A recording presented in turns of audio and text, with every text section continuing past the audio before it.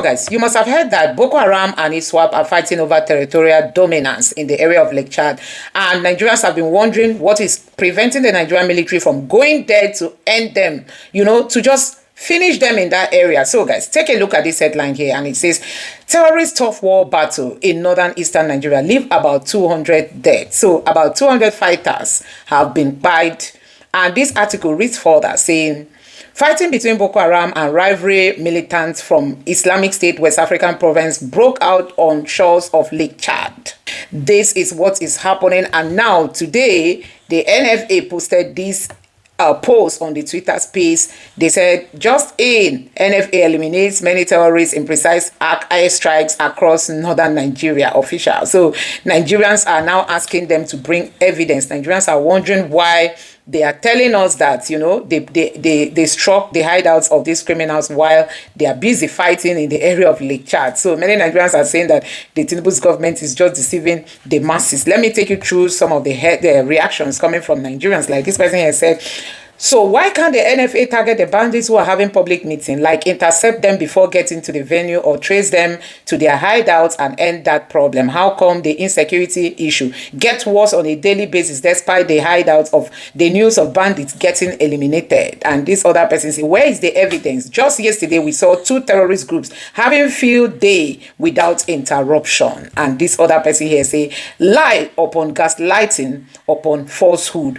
Nobody older than 4 years old believes the lies coming out of the Tinubu's administration until they publicly arrest the governors and emirs who are sponsoring terrorism. Please ignore their lies. The Tinubu's government knows them. Many are governors and emirs. The rest are serving inside the Tinubu's government. That's what this person said. And another person here said, you need to stop this, your copy and paste propaganda news. No evidence that terrorists were eliminated and all that. Nigerians are daring the Nigerian Air Force that where are the evidence that you eliminated terrorists? Don't forget that we have the real Boko Haram and Iswap fighting in the Lake Chad area, and they've ended up killing themselves. About 200 of them gone. I'm just going to allow you to take a look at how TVC analysts have dissected this on why the fight has broken and what they are fighting for. Take your time, watch these videos, and let me know your thoughts in the comment section below. Please don't forget to subscribe to the channel and turn on the bell notification. Now take a look. Rivalry among extremist factions in the Lake Chad Basin has once again raised fresh concerns over security in the region. In recent reports, renewed violence has erupted between the Jama'atu Ali Sunnah leader Awati wal Jihad, popularly known as Boko Haram, and the Islamic State West Africa province Iswap. Both groups are battling for the control of strategic island settlements in Badam and Kukawa local government areas of Borno State. Security sources say the clashes, which have left several fighters dead, stem from growing competition over dominance, supply routes and recruitment networks. Meanwhile, security agencies are intensifying patrols of the area to check activities of insurgents. All right, PQ... Those pictures are pictures of Chadian troops. Okay. I don't think we should... We are talking about the Lake Chad Islands. Part of the Lake Chad Islands are in Nigeria. Yes. Nigeria has extensive borders with Niger. We have extensive border with Cameroon, but our land border with Chad is the smallest. Okay. Yes. So, in the islands of Lake Chad, ISWAP had held sway for so long. When the Boko Haram broke into 2 factions around August 2006, 2016, because ISIS decided to remove Shekau as the leader of the group. They didn't like the fact that he was killing Muslims and it was very erratic. He would just take the lives of his fighters anyhow. In fact, some of his fighters bought bicycles in Fotokol. Fotokol is in Cameroon. And once they got back, he just executed them. They didn't like those stories. So they decided to appoint Abu Musab al-Banawi as the leader. They told him that, look, you are no longer the leader. Since you are affiliated to ISWAP, the parent body can take a decision that he likes. But unfortunately, once that decision was taken, Shekau decided not to obey the decision, and the factions broke into 2. I mean, the group broke into 2. ISWAP decided to, that is the Al-Banawi faction. It was known as Mama Noor / Al-Banawi faction. Mama Noor was eventually executed by his fellow fighters on the claim that he was trying to negotiate peace with Nigerian troops. When they broke away, when they broke into two, some of the Chibok guests went to Iswap, while some remained with Boko Haram. Of others, I would like to tell you a little bit what is the European Union's vision of the issue of violence and religion in Nigeria. First, we stand in solidarity with Nigeria. Of course, we are committed with protection of all communities and minorities in particular, and also committed with the freedom of religion and belief. And there is, of course, an urgent need to tackle violence and security in Nigeria, but this is a sovereign responsibility of the Nigerian government. And as partners, long-standing partners of Nigeria, what we have been doing is offering support for peace building and addressing, preventing and combating violence in the country. So basically, this is our approach, and I think we have to be very much balanced and stick to realities in Nigeria, which are very complex in this case. And what are the realities? Well, the reality is that there are many drivers of violence in Nigeria, and religion is undeniably one of them. And if you look at who are the victims of violence in Nigeria, well, all communities are, all religious communities, Christians, Muslims, others. And sometimes you can have some attacks, some discriminations based on religions, but in many other cases, they are based on other reasons. And so I think it's important to distinguish the different cases, not to generalize. But of course, attacks on the basis of religion also exist and are despicable.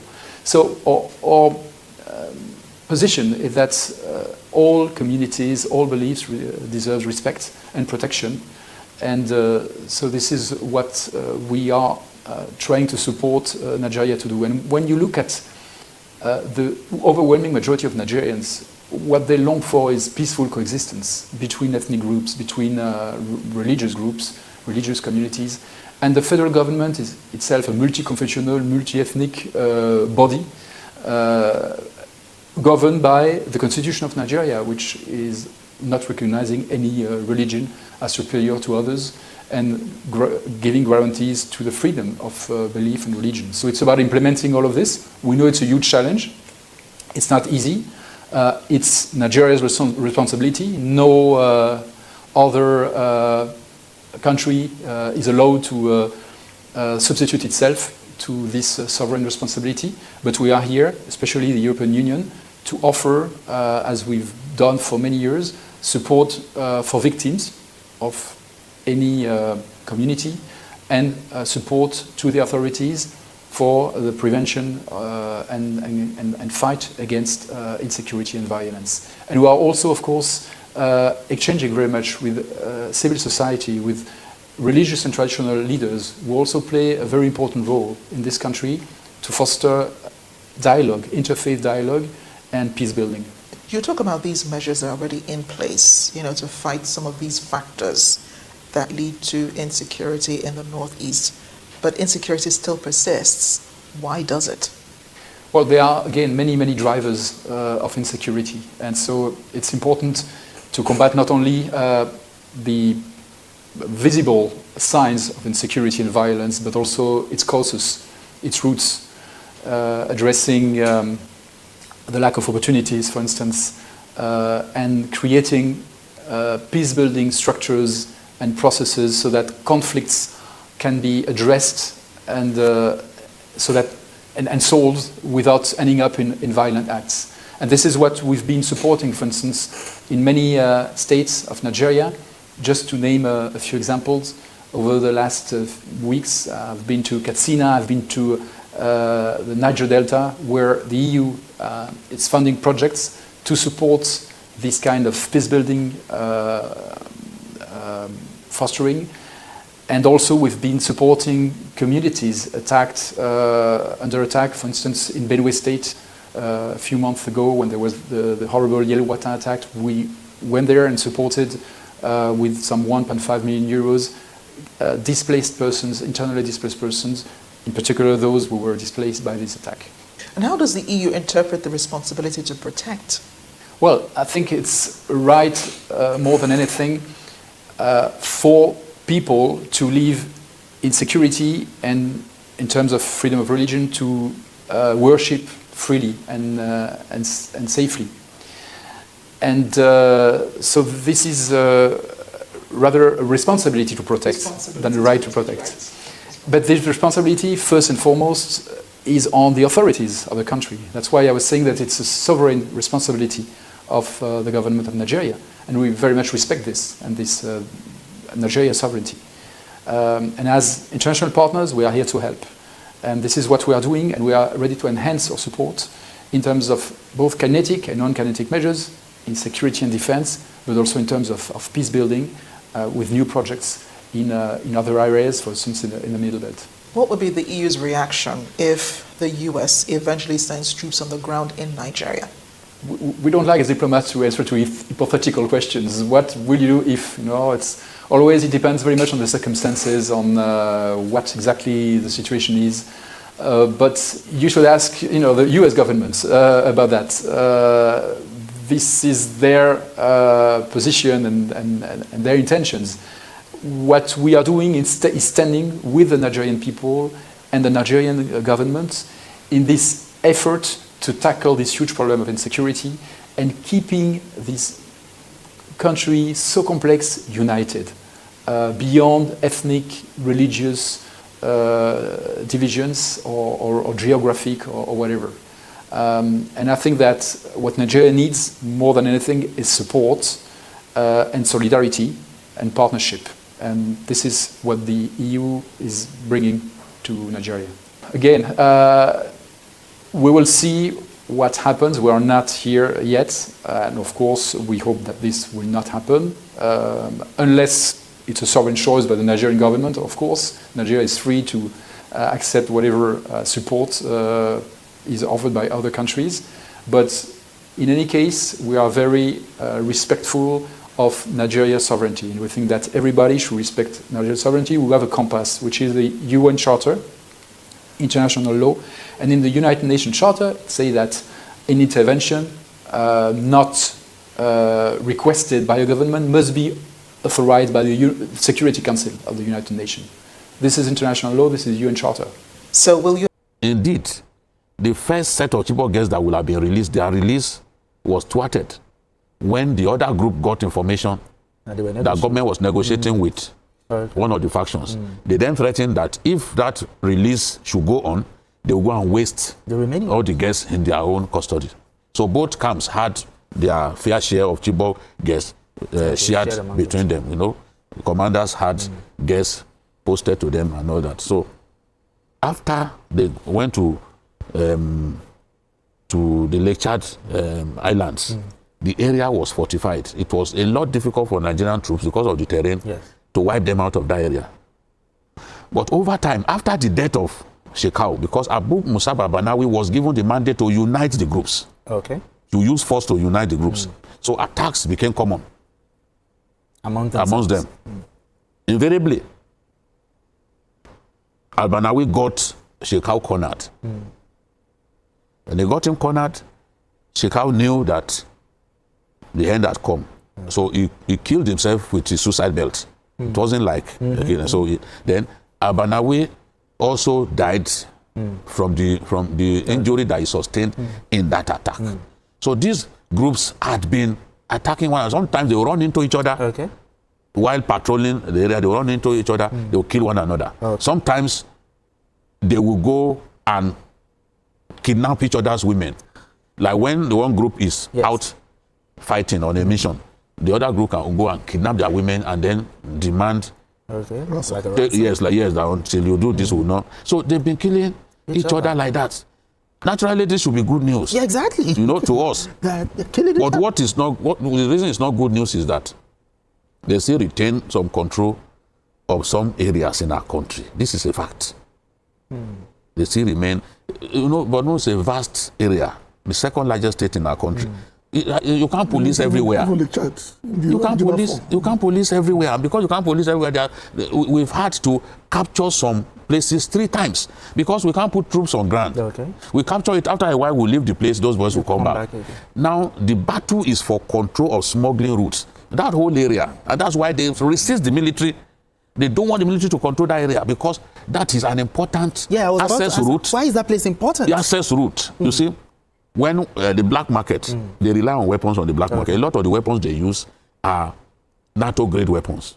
Some of them were harvested from Libya, where NATO went to war for some time just to remove Gaddafi at that time. So that area, that whole area, you know, when it comes from Chad shares a boundary with Libya. Yes. So it comes through the land border. These boys are able to access those weapons. Yes. And they over time they've been even harassing Chadian troops as well. You remember the killing of more than 100 Chadian troops in an ambush, which forced the late president Idris Deby to get into the fight. And even came into Nigerian territory, you know. I didn't know that after the ISWAP would still even be able to survive because they lost so many weapons, they lost so many of their fighters. But the thing is the access to the supply lines, the supply lines, those illegal supply lines for weapons. Without their weapons, they cannot fight. It's like their oxygen. Supply chain. So they need, now Boko Haram in the past used to simply leave ISWAP in that area, but they are taking the fight to them now, which is significant. They are taking the fight to the islands of Lake Chad now to confront ISWAP. They want to take over that place so that they too can have direct access to those weapons. Now, like Abike said, it should be good news if they are fighting, but how do we ensure that local communities are not caught in the crossfire? Not only local communities, even the business of Lake Chad, fishing, all that also part and parcel of why that place is strategic. The good news will be if they can wipe each other out. That will be the best we can get. But we do not have the manpower to really maintain areas we've recaptured. Yes. But most people forget that our border alone in the north is about 1,000 square kilometers. Maybe 9,000 something. But about 1,000. That's how big it is. And there was something we did on this program about 4 years ago. And we based on the number of resources that we need to put boots on the ground for the northern border alone. 250,000 boots. Okay, just to hold it. They're not even talking about fighting. Just take a place and remain there. We require nothing less than 250,000 soldiers. And even with that, we have to get more to keep moving to capture other areas. And that is impossible within the context. Yes. But you and I know that in the last few years, warfare and the equipment of warfare has changed. A lot of people are now relying on drones, basically for surveillance. And personally, I think it's time we cut off that supply chain, one way or the other. If it's the only thing we can achieve in the Lake Chad area, it will be fantastic. Okay, just in 1 minute, do you think this infighting, between the impact of it on insurgency, do you think it will weaken or maybe create new security risks? No, you have to separate insecurity and banditry. Yes. So we have double problems that we are facing. What we are talking about is basically insurgency. Bandits are on the other side of the Nigerian. Advise the U.S. to observe international law and the UN Charter. Observe everybody to observe what is our common rule in the international community, which is the United Nations Charter. Mr. Mignon. Well, I will tell you clearly, it is true. It is true because we are victims of this crisis. In 2001, specifically, when crisis started in, let me use Plateau State, about 50 people were in Kokin Church worshiping God in the Yelwa town of Shendam local government in Plateau State, when the Islamic terrorists attacked them, closed the door and burnt all of them, about 50 of them. You can go and do that research, it's there. Now, if it wasn't Christian genocide, why were they targeting church alone? After that, crisis busted out again, and they slaughtered a lot of people. My uncle was literally slaughtered in front of his house in the same Yelwa, Shendam. In fact, it took the military to intervene, to quell the issue. And then our houses in Yelwa, in the village, because I'm from Shendam local government, our houses, 3 of our houses were burnt by these Islamic terrorists. So it was not targeted at Muslims. Muslims were not killed. It was later on some of the indigents stood up to try to retaliate, and the military intercepted. Now, apart from that, I remember the crisis also in Jos, and how Christians were being killed. So the issue of Christian genocide is true, because I've been in the know of everything that was going on. In fact, I don't want to talk much, but there was a Muslim guy that we one time led to Christ. His son was an imam. Sorry, the father is an imam. And he told us that the mosque that was built in Jos has 5 gates. And the 5 gates there means dominion. And we're going to start seeing crisis. In that same year, a lot of crises busted out, and there were killings of many Christians from different places. So I can tell you clearly, it's Christian genocide. I know there are many terrorist issues in the country. There are issues of banditry that must be separated from the Islamic extremists and terrorists. There are issues of banditry which lead to kidnapping, that on both Christians and Muslims are being kidnapped. So it's different. But when we talk about Christian genocide, it is true because it has been happening. And so that's my stand. Invasion, but I believe it's an interception. It is help that is coming. Because lives are being slaughtered. To me, Nigerian government does not value lives. Human lives are sacred, whether Muslims or Christians. Human lives are sacred to God. So no religious sect should wake up and want to eliminate a particular religious sect because they want to dominate the land and they want to be prominent in government or control the nation. It is an error. It is not acceptable to anybody that thinks well, whether Muslims or Christians. The truth is that it's an error. So we support the coming of the US to intercept because the government is failing. They slaughter people in hundreds and nobody does anything. We have a very strong military in Nigeria. We have good armed forces. But because of the manipulations going on through politics and other things, people that are involved, top government officials that are involved for personal gain, they will not be able to quell it. Not because the Nigerian forces cannot handle. This is a minor case. Very minor. If they really want to cop this issue, they will cop it. But because nothing is being done, we need an intervention from the United States and other international security forces. That's just why we need them. So we can't continue to have lives being slaughtered at some people's selfish reasons. We can't continue to have that. And do you think there will not be any kind of backslash? Well, I believe that will definitely happen because such things cannot happen without backlash. You understand? Some people will try to quell it, they will try to resist it, and all of that. So are we ready for it? We are ready. Because, you see, when there's going to be a massive change, we must be ready to bear the consequences. At the end of the day, everything will calm down. But this has to be tackled, and this is the best time. This thing has been going on for years. A lot of people have been slaughtered. It has to stop. And since we don't want to stop it, we need international, intervention. So I support Donald Trump in intervening in the case of Nigeria. Your name was citizen? Prophet John Andreas. All manners of interventions, and Muslims on the other side maybe bearing protests in the street there, railing against America and so on. We're forgetting the critical issue facing the nation. So we must understand we're living in dangerous times, and it's a slippery slope into national sort of implosion if you don't take time to take a step back and begin to allow reason and rational and logical thought to drive our responses. Number 2 is that it has shown the power of America and the power of the word. Trump has not carried on, he has not bombed anybody yet. He just made a statement. He posted on the social media, and we are scrambling all over the place because of the immense economic, political, and military might of that country. It's a wake-up call. So I can say that one of the positives of this very brash statement of guns are blazing, of the being this great state is it has now remobilized our national engine rooms. The president has started to hold meetings with critical stakeholders in the villa. The Minister of Information, I forgot even there was a National Press Center somewhere in Area 11. Suddenly it's down, being back to life. Oh, they've used conferences. Some people said they've been using it before now. I don't know what it is. So to market what the government has been doing. Well, we will know because we're journalists. They always invite us. On the outside. Yeah. Now, Foreign Affairs Minister, who has not been intentionally pushing for ambassadors, but suddenly someone in ambassadors, all of them in the country, here, to address them. Then they say, you can see his office brimful with visitors from China, from everywhere and so on. You find academics, policy experts, conflict resolution experts all weighing in. That simply means that we have suddenly woken up from slumber.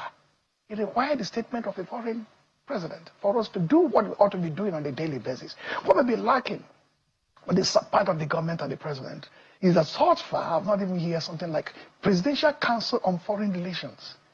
You have the likes of Bolaji Akinyebi. He's still out there. You have Emeka Nyoko. He may be elderly, but he's out there strong. You have people like Gigiwe. And there are so many others I can mention. You have even Association of Retired Career Ambassadors. How are you summoning the experiences of these people to come to bear? Which voice have you deployed across the world, including the US, who are even your lobbyists and so on, trying to convince them this is what they are doing? These are the critical things we ought to do if the government is not comprehensively distracted.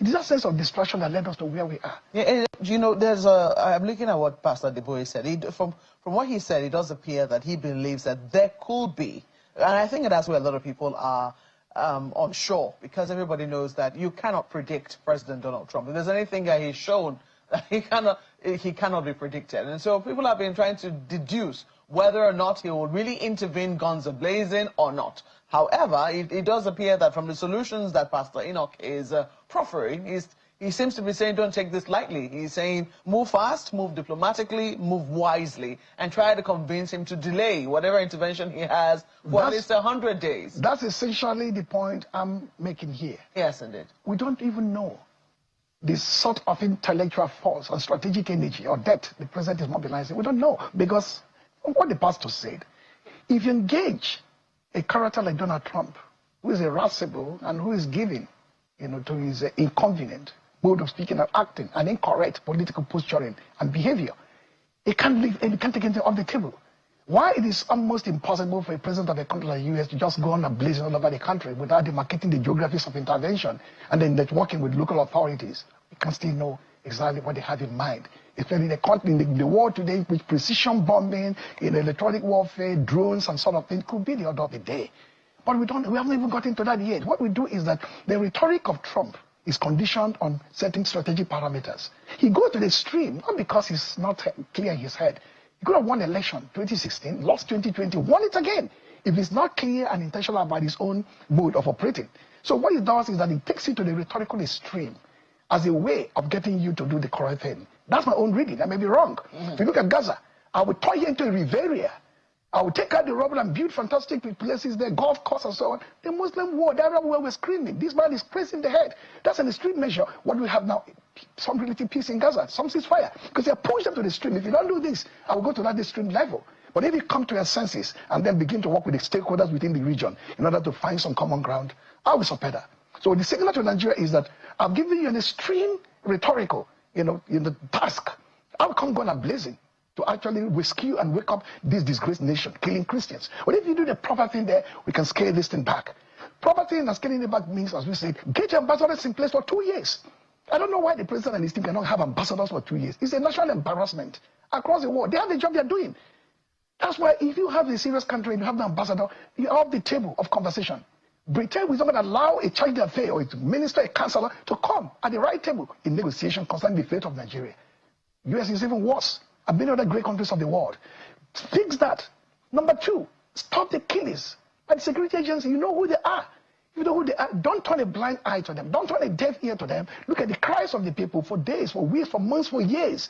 Do something about it. Practical things. Somebody outside will say they have taken some concrete steps. But the short-term step, the mid-term step, and long-term sustainability, the conflation steps.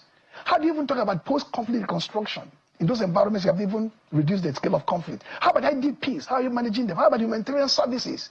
There are many things the vulnerable groups there are lacking, and the government is not actually showing empathy. Sometimes in this mode of confrontation, empathy is even very important.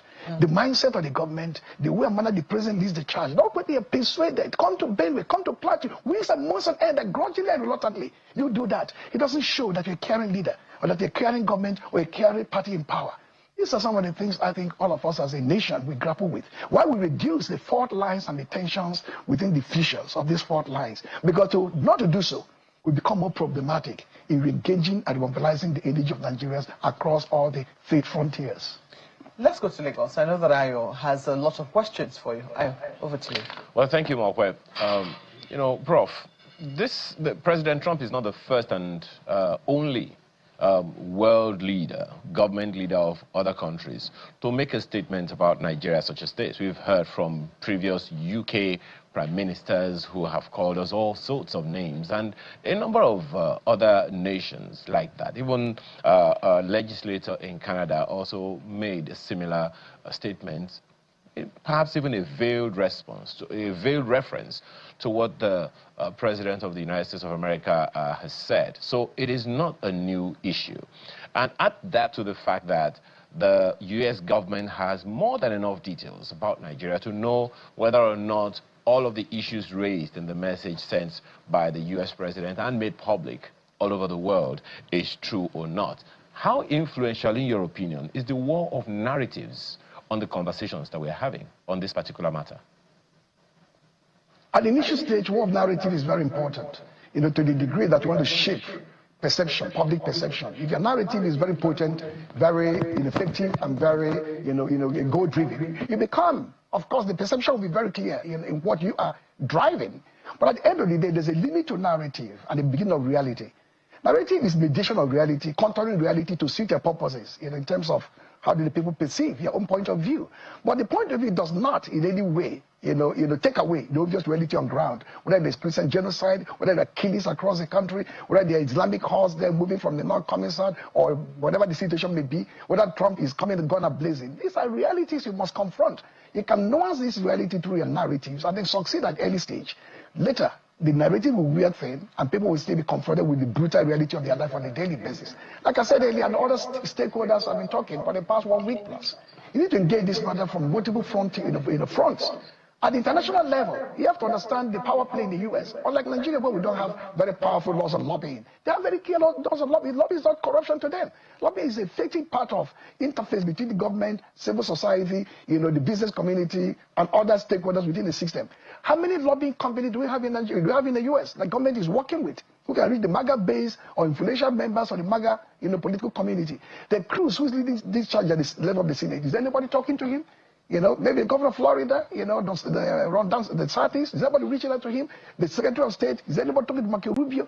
These are the things we should be bothered about now, not in terms of narrative. Quiet, keen, efficient diplomatic work behind the scene. This government doesn't appear to have the resources, intellectual and strategic to do it, because they should have been doing this for the past 2 years, beginning with having ambassadors in Washington, in London, in Brussels, all over the place. Secondly, you have to mobilize the energy of the Nigerian critical stakeholders. You can hear pastors talking, imams talking, and encouragingly, a lot of them are speaking at the center, not at the extremes of the left or the right. It's key. They taught the security agencies and the security apparatuses of the state. The architecture of the security and peace is horrifying today. It has virtually broken down into pieces. You have to reconstitute this architecture. And the agencies must retool themselves and do this work. There's a massive gap between procurement and end result of this procurement. How much money is budgeted by the National Assembly? How much is drawn down? How much is procured? How much is actually purchased in terms of ordnance? The weapons you require, the missiles you require, the craft you require. How do you maintain even the soldiers? Are they being treated properly? These are the key things we need to bother ourselves about. And finally, this country is in a delicate state. The democracy, which we're going to come, I'm sure, in a short while, is fragmented. The political order is fragmented. In multi-party democracy is rather crumbling before our eyes. And the security situation is rather unchecked. We need to put all these things together in a box. The state of our democracy, the state of the economy, the state of our security, state of international relations. If we begin to bear down on all these domains and sides of life, we may begin to now, speak up to Trump, and Trump will understand that something is really going on, like in Gaza, like in Sudan, where they're way in to stop the carnage, like in Rwanda and DRC, where they've stepped in to stop the killing reasonably. Like I said, Trump rhetoric is always on the stream, not because it's irrational, but because it's intentional. You want to take it to the stream, and when you understand American power, that you can execute it, being an incorrect leader with incorrect political posturing, you may begin to scramble around as we are scrambling around today to say, we do not want to go to that route. It's a path to perdition, it's a path to national ruination. We can step back and begin to engage this situation, not for the sake of narrative, but to overcome and transcend narrative to confront the reality facing the country today. Now, it's also interesting that, narrative is always some kind of beginning to all these conversations. And I like something that you said. Everyone, opposition or no opposition, everyone on all extremes are talking now patriotically. We need to do what we need to do. Now, there's something interesting that Pastor Adeboye also mentioned, that because he is a specialist in applied mathematics. He quoted the Newton's law. And I know you know that what Newton's law is about, that a body at rest will remain at rest. And a body in motion will remain in motion unless it is acted upon by an external force. That external force is what he I highlighted in that statement, making that reference. Do you think that this is the kind of external force we need? Or rather, maybe I should put it better. Do you think this external force is potent enough to not just steer us in the right direction, but to move us? Something Pastor Adeboye also said in that statement. He's been trying previously in his own private way to encourage presidents to do whatever needs to be done, to follow through on some occasions, and sometimes they do it, sometimes they don't. But this time he is making it open. Do you think this external force is significant enough, not just to steer us in the right direction, but to get every one of us, everyone, to move in the right direction? A nation is a composite unit of variables. And that's why you have authority in a democratic system. That's why you have a constitution. The constitution produces an electoral process. Electoral process produces candidates. Candidate produces results. That's why you have an elected president and a parliament, and then at the subnational level, governors, etc., etc. It's the president's charge to lead. Sometimes if you don't lead, others will compel you to lead. For the past 2 years, this president and his team have refused to lead from the front in terms of insecurity. How do you abate it? In terms of foreign policy and foreign relations. I've said in this studio, many other studios, from 1960, this is the most shambolic and incoherent, foreign policy situation we have found ourselves in, where the ECOWAS has virtually imploded before our very eyes, with 3 states walking away, where for 2 years you don't have ambassadors. So yes, external pressure could be a wake-up call to say, if you can't do it yourselves, we can compel you to do it. If you can't look at the mirror and see the picture that is very solid in your own locale, then we have you to look at the mirror. What Trump has done is to use what they call the bully pulpit power of the American presidency. It's enormous. Ravaging power across the world to say, we will bear down on you. God of Guinea, we have a carrier there. And as the pastor said, China will not come to your aid. Russia will not come to your aid. They will make some proclamations. That's the end of it. Yes, external pressure of any sort is important, not just to mobilize a government that is indolent by the day, but mobilize our citizens to key in this direction to solve the problem in our midst. Just one more from me, Prof. In terms of going in the right direction. Over the years, there have been complaints, if I can put it that way, that the subnationals are not pulling their weight enough. You would recall a time, for instance, where the former and late President Buhari, called out the governor of Benue State at the time when he came to him in Abuja, was saying, look, come help me. And the guy was saying, look, whatever the situation is, I'm aware it is something you can handle. I think it's also happened in the days of President Jonathan as well, saying, look, the governors have what it takes to deal with certain issues at their own levels. But coming to the presidency, the federal government in Abuja is like shirking their own responsibilities. Add to that the fact that the local government administrations are the first line of security, or first line of defense against insecurity. It would seem like, we are leaving everything to the federal government and waiting only for the subnationals, or only for the federal government to do it, and giving the state governments and the local governments a pass, sort of. How symbolic is that, or rather, how significant is that in this conversation? Okay, state government, at the subnational level, both at the state government level and the local level, they can do palliatives in terms of the security votes, support the security apparatuses, engage with the local stakeholders, mobilize the citizens in terms of information gathering or intel gathering. But the short answer is simple. Whoever controls the military, controls the police, controls the DSS, controls all the paramilitary organizations in the country, and we know who. That's the federal government. They are complicit in this far, far more than the subnational. Well, we're switching gears now to political matters, and we do know that today the court is going to hear the motion on the PDP convention. We have been saying this because now we finished an Anambra election. We're back again to the national politics, and next week the PDP has indicated interest in holding a national convention, which has been a subject of controversy. Yeah. They want to hold it in Ibadan, but now we're saying that it does appear that there are factions within the PDP. The court should be ruling today on some of the internal matters that they have presented before the party. And you saw, if we're to go with their outing in this last election, you just spoke with their candidate, a really dismal outing. A party like the PDP coming 6th behind the AGC, behind YPP, and not even doing well at all. I mean, less than 2,000 votes, even though the candidate of the party says, I'm very proud of my vote. I mean, I didn't buy any votes, and, this was really what I scored. given the circumstances. I was away for 3 months, and all of my people were bought by the ADC. So this is the current situation of the PDP. If we're to go by what it is that they're currently facing, how optimistic are you that the PDP will be able to muscle what it needs to muscle together to be able to put forward an opposition that is credible ahead of the 2027? There's always a silver lining to every dark cloud. The silver lining for the PDP and for the entirety of the national opposition groups is that the immense pressure they're facing is a sign of not weakness on their part, but of the devastating weakness on the side of the party in power, the party called APC, with the president and his team. Because no human being in a party would like to just be in trouble for the sake of being in trouble, to implode for the sake of imploding. Now somebody's pushing something somewhere. We say a witch cries in the night, a baby dies in the morning. A bird is dancing on the wayside, a drummer is in the bush. PDP is a very powerful party. It's a legacy party. One my party, last one was formed. It was formed in 1998. So it lives in every home, in every heart, in every village, even in the reduced state of national, potency. So the party in power, and my take on this is, as a scholar and as a student of our politics and history, is frightened even with the party losing, even with the governors being lost. ABC is still frightened. Why is it frightening? To have a major opposition party like the PDP with a strong presidential candidate in 2027, maybe former President Jonathan, maybe P2B, or somebody from the South with that kind of ranking, is a nightmare scenario. So what do? You must ensure that PDP doesn't survive. And how do you achieve it? You plant squeezlings within the ranks of the party, even within the ranks of ADC, the ranks of Labour, the ranks of SDP. It's only PDP that is actually having these internal tensions and fragmentation. When you plant these squeezlings in their rank, you keep the party busy in a negative direction.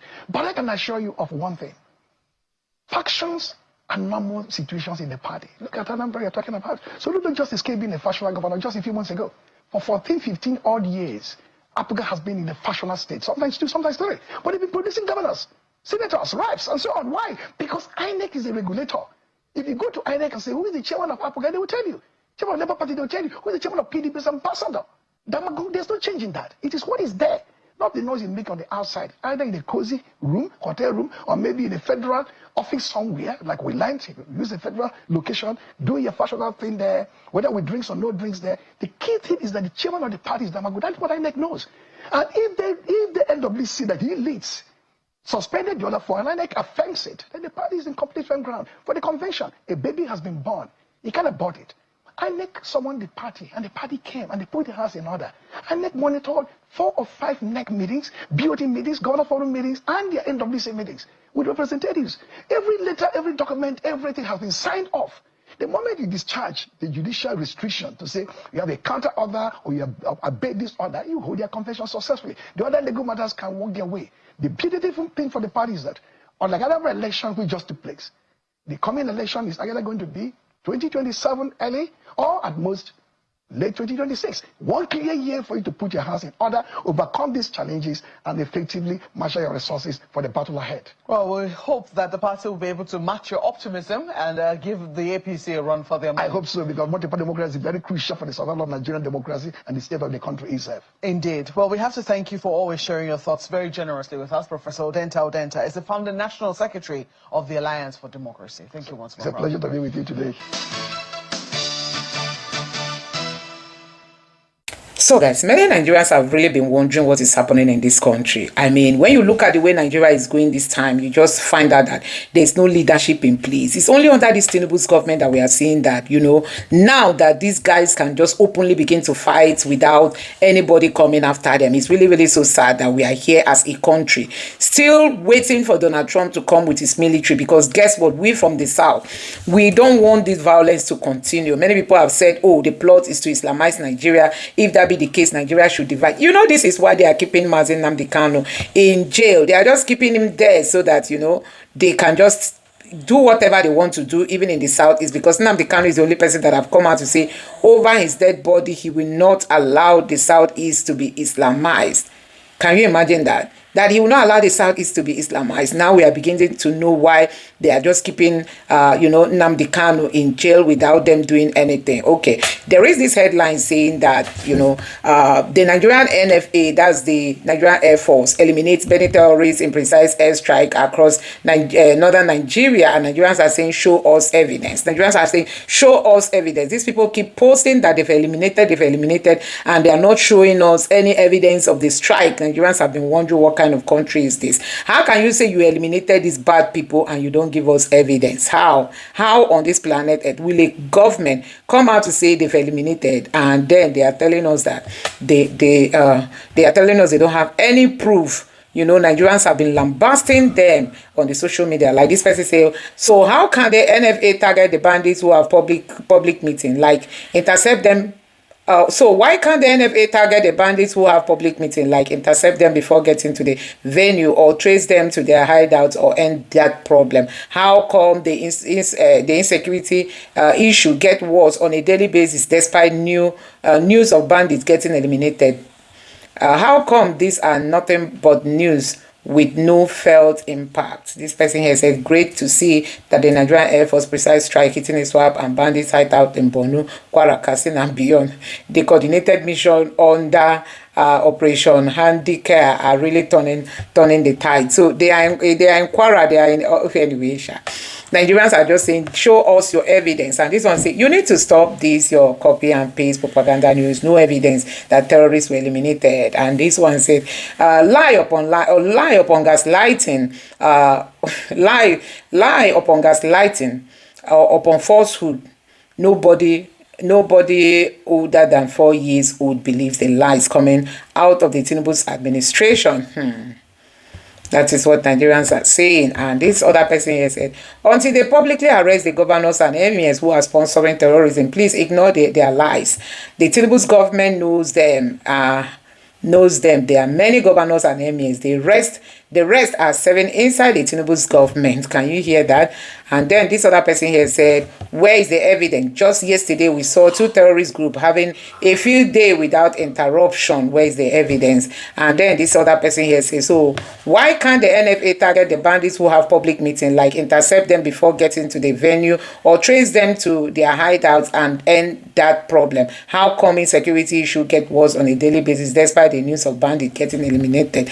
These are Nigerians complaining that they need evidence. Don't just come and post on the social media, and Nigerians feel, it is you deceiving the public. So guys, I don't know what you make of this. Let me know your thoughts in the comment section below. Please don't forget to subscribe to the channel and turn on the bell notification. Now take a look.